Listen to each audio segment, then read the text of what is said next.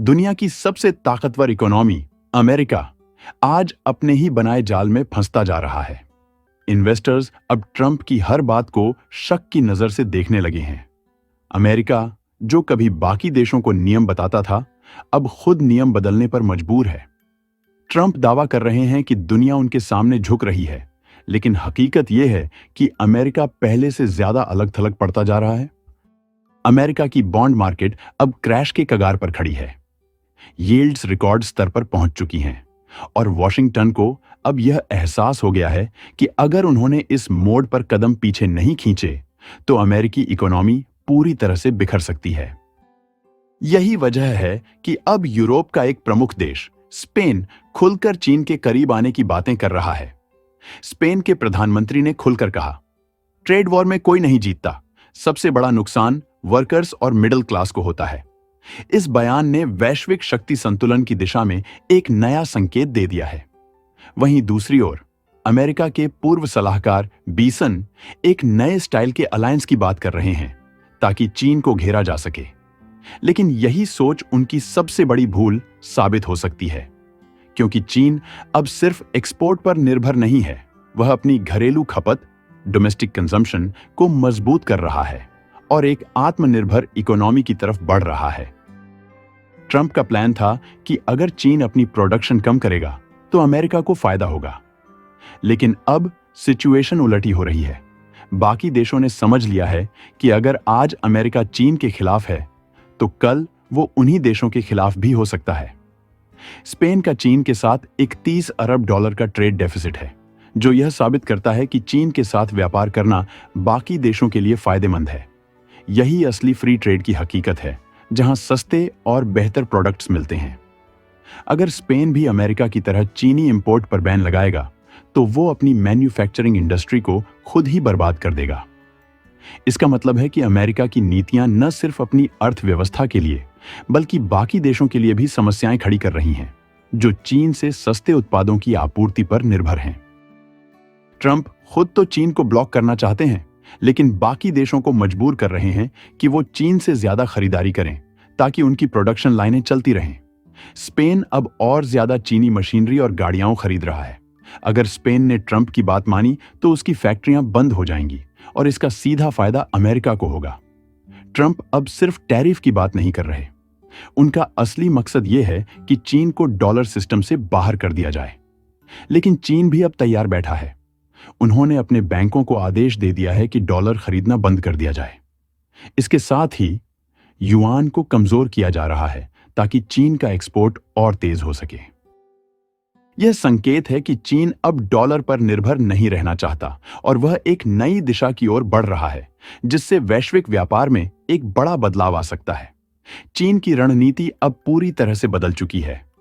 अब वह सिर्फ अपनी डोमेस्टिक कंजम्पशन को बढ़ा रहा है, बल्कि वह डॉलर के दबाव से बाहर निकलने के लिए खुद को तैयार कर रहा है। इसके साथ ही वह नई वित्तीय रणनीतियों पर काम कर रहा है, जो उसे वैश्विक बाजार में और ज्यादा मजबूती दे सकती हैं। ट्रंप के कदमों से यह साफ हो गया है कि अमेरिका अब वैश्विक वित्तीय व्यवस्था को नियंत्रित नहीं कर सकता जैसा पहले था, और चीन एक नई दिशा की ओर बढ़ रहा है, जो भविष्य में अमेरिकी डोमिनेंस को चुनौती दे सकता है। ट्रंप के टैरिफ ने अप्रैल में 22.5% की दर छू ली, जो 1907 के बाद पहली बार हुआ है। इस बढ़ती दर के साथ ट्रेड 20% कम हो चुका है और इसका सीधा असर यह है कि अब दुनिया को डॉलर की जरूरत भी 20% कम हो जाएगी। यह एक बड़ा बदलाव है जो वैश्विक अर्थव्यवस्था में गहरे प्रभाव डाल सकता है। डॉलर का रोल पूरी दुनिया में वित्तीय लेन देन में अहम रहा है, लेकिन अब यह अस्थिरता और बढ़ती दरों के साथ डॉलर की डिमांड में गिरावट आ रही है। इसका मतलब यह भी है कि अब दुनिया भर के व्यापार में डॉलर के स्थान पर और अधिक विविधीकृत फाइनेंशियल सिस्टम का इस्तेमाल हो सकता है। इसके परिणाम स्वरूप डॉलर की स्थिति कमजोर हो सकती है और वैश्विक व्यापार में एक बड़े बदलाव की शुरुआत हो सकती है। इंटरनेशनल मॉनेटरी फंड ने पहले ही चेतावनी दे दी है कि 2029 तक अमेरिका की डेट एक्सप्लोड करने वाली है। इसका मतलब यह है कि अमेरिका की वित्तीय स्थिति बेहद अस्थिर हो सकती है और यह देश के लिए एक बड़े संकट की ओर इशारा करता है। अमेरिका के सरकारी कर्ज का स्तर पहले ही उच्चतम पर पहुंच चुका है और यह चिंता का कारण बन सकता है कि अगर जल्द ही सुधारात्मक कदम नहीं उठाए गए तो यह कर्ज अमेरिका की वित्तीय स्थिरता के लिए एक बड़ा खतरा बन सकता है।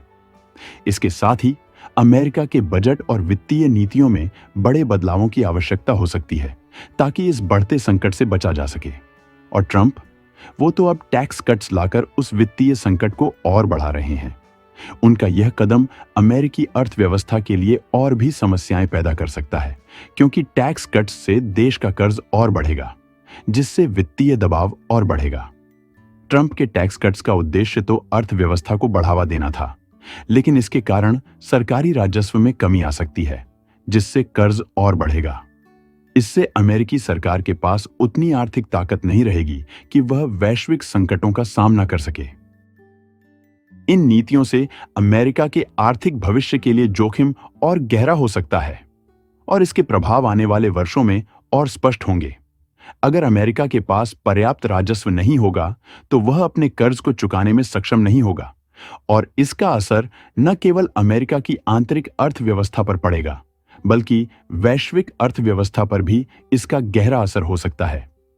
यह पूरी दुनिया के लिए एक चेतावनी हो सकती है कि कोई भी देश केवल कर्ज के सहारे अपनी अर्थव्यवस्था को स्थिर नहीं रख सकता। अगर डॉलर की वैल्यू गिरती है तो भारत के लिए यह एक चुनौती हो सकती है, क्योंकि भारत का विदेशी व्यापार और निवेश अभी भी डॉलर पर निर्भर है। डॉलर के कमजोर होने से रुपये की स्थिति भी कमजोर हो सकती है, जिससे इंपोर्ट महंगे हो सकते हैं और महंगाई बढ़ सकती है। अमेरिका और चीन के बीच व्यापार युद्ध के कारण वैश्विक निवेशकों के लिए अस्थिरता बढ़ी है। भारत एक उभरते हुए बाजार के रूप में अगर सही अवसरों का लाभ उठाता है तो वह वैश्विक निवेशकों के लिए एक आकर्षक विकल्प बन सकता है, खासकर अगर भारत डॉलर के विकल्प के रूप में अपनी मुद्रा प्रणाली पर काम करता है।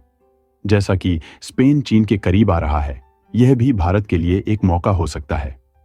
भारत और चीन के बीच व्यापार बढ़ने की संभावना है, खासकर तकनीकी और मैन्युफैक्चरिंग क्षेत्रों में।